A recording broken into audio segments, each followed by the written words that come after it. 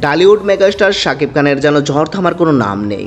একদিকে তার সর্বশেষ মুভি বরবাদ বাংলাদেশের সকল সিনেমা হল মাতিয়ে রেখেছে, অন্যদিকে ঈদুল আজহায় আসতে চলছে তার নতুন সিনেমা রায়হান রাফি নির্মিত তাণ্ডব। তাণ্ডব মুভি নিয়ে যেন দর্শক মহলের উত্তেজনার কোনো কমতি নেই। শুধু শাকিবের রাফ অ্যান্ড ট্রাফ লুকই নয়, বলিউডের আইটেম সঙ্গে নোরা ফাতেহির সম্ভাবনা উপস্থিতি, Jawan, Tiger 3 film action director Sunil রদ্রিগেজের যোগদান, আর 2 নায়িকা বাদ পড়ার চাঞ্চল্য, সব মিলিয়ে তাণ্ডব এখন ডালিউডের হট টপিক। গত বছর কোরবানিতে শাকিব খান এবং রায়হান রাফির তুফান দিয়ে ইতিহাস গড়েছিলেন। অল টাইম ব্লকবাস্টার এই মুভির পর শাকিবিয়ানদের একটাই দাবি ছিল, এই জুটির আরও একটি সিনেমা চাই। শাকিবের জন্মদিনে সেই স্বপ্নের ঘোষণা আসে তাণ্ডব নিয়ে। ফার্স্ট লুকে শাকিবের লুক দেখেই সবাই হতবাক। রাফ অ্যান্ড টাফ পাওয়ার প্যাকের অবতার, যার 40 বছরের সালমান খানের রিব্র্যান্ডেড ভার্সন। রাফি জানিয়েছেন তাণ্ডব হবে আন্তর্জাতিক মানের একটি masterpiece cinema. Set, design, casting এবং সব কিছুতেই পরিপূর্ণ। যে সিনেমা থেকে সবাই বুঝতে পারবে বাংলাদেশের সিনেমা ইন্ডাস্ট্রি এখন কতটা উন্নত হয়েছে।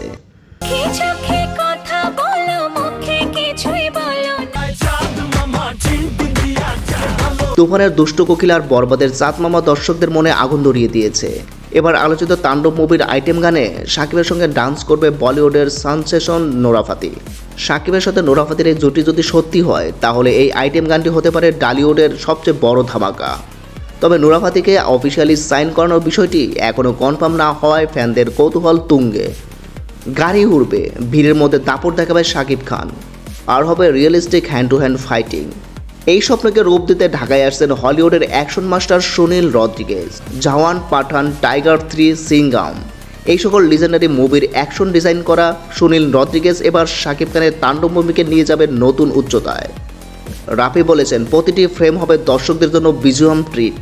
তাণ্ডবের চমক হিসেবে থাকছেন জয়া আহসান, তিনি একটি বিশেষ চরিত্রে থাকবেন। এছাড়া শরীফুল রাজের 40 সেকেন্ডের ক্যামিও রোল নিয়েও আলোচনা চলছে। কিন্তু সবচেয়ে বড় চাঞ্চল্য বিষয় হলো 2 নায়িকার বাদ পড়া, সাবিলা নূর ও নিদ্রাতে নিহার বাদ পড়া। সাবিলা নূর প্রথম থেকে নায়িকা হিসেবে সিলেক্টেড ছিলেন এবং হঠাৎ করে তিনি বাদ পড়েন। এরপর নিদ্রাতে নিহার বাদ পড়া। সাবিলা নূর প্রথম থেকে নায়িকা হিসেবে সিলেক্টেড ছিলেন, এরপর নিদ্রাতে নিহার একদিনের শুটিংয়ের পর তাকে বাদ দেওয়া হয়। তিনি প্রকাশ্যে মুভির টিমের বিরুদ্ধে অভিযোগ করে। তিনি বলেন, ক্যান্সার রোগী বাবাকে নিয়ে মুম্বাই যাওয়ার প্ল্যান পিছিয়ে দিয়ে মুভির জন্য প্রস্তুতি নিয়েছিলাম, কিন্তু টিমের গোপনীয় অপেশাদার আচরণের কারণে আমি বাদ পড়লাম। বিতর্ক যাই হোক, তাণ্ডব নিয়ে হাইপার এখন আকাশচুম্বী। শাকিবের দুর্দান্ত ফর্ম, রাফির আন্তর্জাতিক মানের ভীষণ, সুনীলের অ্যাকশন আর নোরা ফাতেহির সম্ভাব্য আইটেম সং, সব কিছু মিলিয়ে এই ছবি ডালিউডের ইতিহাসে নতুন মাইক ফলক হতে পারে। বরবাদের রেকর্ড ভাঙার সম্ভাবনা নিয়ে শাকিবের ফ্যানরা এখন থেকেই মন্তব্য করেছে। এছাড়া শাকিব খান সম্প্রতি বলেছেন, গুলশান থেকে গুলিস্তান সবাই বরবাদ দেখছে। যেটা গুলশান থেকে গুলিস্তান সবাই দেখছে, প্রথম কথাটা বুঝিনি, গুলশান আর গুলিস্তান কোথায়? 2 জায়গায় তো সিনেমা হল নেই। গুলশানও সিনেমা হল নেই, গুলিস্তানও সিনেমা হল নেই। ভাই ব্যাপারটা ওই রকম না, মানে গুলশান টু গুলিস্তান মানে সব শ্রেণীর মানুষ। সেটা যেমন আপার ক্লাস যেটা বলছে তারা, গুলশান মিন্স আপার ক্লাস বোঝাতে চেয়েছে, আর গুলিস্তান মিন্স একটু সাধারণ মানুষকে বোঝাতে চেয়েছে, আমাদের মতো নর্মাল পিপলকে। সো সিনেমার একজন মানুষ যখন এই কথাটা আমাকে বলল, তখন আমি বুঝতে পারি নাই, কারণ গুলশান ও গুলিস্তানের কোনো জায়গায় সিনেমা হল নেই। পরে বুঝলাম সর্বশ্রেণীর দর্শক এই সিনেমাটি দেখছে। অভিজাত ঘরের মানুষ থেকে শুরু করে সাধারণ ঘরের মানুষ সবাই বরবাদ সিনেমাটি দেখছেন। ভাবছেন যে বরবাদ হচ্ছে লাস্ট ফিল্ম, যেটা হচ্ছে 100 কোটিতে গিয়ে পৌঁছবে, বাট আই থিঙ্ক যে এটা হচ্ছে মানে শুরু হলো। শাকিব আরও বলেছেন, আপনারা হয়তো ভাবছেন বরবাদ শেষ সিনেমা যা 100 কোটিতে গিয়ে পৌঁছাবে, কিন্তু আমি মনে করি এটা শেষ নয়, বরং এটা শুরু। গত বছর তুফান সিনেমা দেখেছি, ভালো বিজনেস করেছে। এবছর বরবাদ এলো, সেটা তার চেয়েও ভালো বিজনেস করলো। সুতরাং আগামীতে যে সিনেমা আসবে ইনশাল্লাহ এর চেয়েও ভালো বিজনেস করবে। এটা শেষ না, এটা শুরু হলো। যে আজ থেকে গত বছর আমরা তুফান দেখেছি, তুফান যে পরিমাণে বিজনেস করেছে, এবছর আমরা বরবাদ দেখছি, তার চাইতেও আরও ভালো বিজনেস করছে। আগামীতেও যে সিনেমাগুলো আসবে ইনশাআল্লাহ সেই সিনেমাগুলো তার চাইতেও আরও অনেক বড় বিজনেস করবে। আমরা যখন south Indian movie Baahubali, Pushpa কিংবা কেজিএফ সিনেমা দেখি, তখন আমাদেরও আফসোস হয় নিজেদের সিনেমা ইন্ডাস্ট্রি নিয়ে। কারণ 1 দশক আগেও সাউথ ইন্ডিয়ান সিনেমাগুলো এত বেশি ভালো ছিল না, কিন্তু এই সিনেমাগুলো এখন হাজার হাজার কোটি রুপি ইনকাম করে নিচ্ছে এবং টক্কর দিচ্ছে বলিউডকে।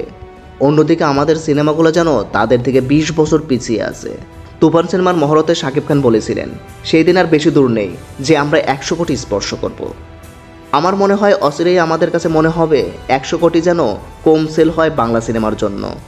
আমি সবসময় বলে আসছি, বাংলাদেশের সিনেমার সম্ভাবনা অপার। শুধু দেশে নয়, দেশের বাইরে বড় একটা বাজার আছে।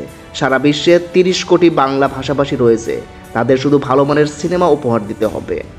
বাংলা সিনেমায় নতুন যুগের সূচনা করবে। ফ্রান্স, ইতালি, আয়ারল্যান্ড, যুক্তরাষ্ট্র, কানাডা, অস্ট্রেলিয়া সহ বিশ্বের বড় বড় অনেক দেশেই বাংলা সিনেমা দেখার জন্য দর্শকরা লাইন দিয়ে দাঁড়িয়েছে। অগ্রিম টিকিট নিয়ে উৎসাহ উদ্দীপনার খবর পত্র, পত্রিকা, টেলিভিশন ও সোশ্যাল মিডিয়ায় দেখতে পেয়েছি। খবরে যখন দেখি সিনেমা দেখার জন্য লম্বা লাইন, তাও আবার বাংলা সিনেমা দেখার জন্য, তখন গর্বে আমাদের বুকটা ভরে যায়। মনে মনে ভাবছি, এই স্বপ্নটাই তো আমরা দেখে আসছি। এখন সিনেমা প্রেমী সবাইকে একসঙ্গে কাজ করে যেতে হবে। সো গাইস, আজকের ভিডিও এই পর্যন্তই। ভিডিওটা কেমন লেগেছে অবশ্যই একটা লাইক দিয়ে কমেন্ট করে জানাবেন। আর যদি আমার চ্যানেলে নতুন হয়ে থাকেন তাহলে প্লিজ আমার চ্যানেলটা সাবস্ক্রাইব করবেন। পাশে থাকার জন্য অসংখ্য ধন্যবাদ।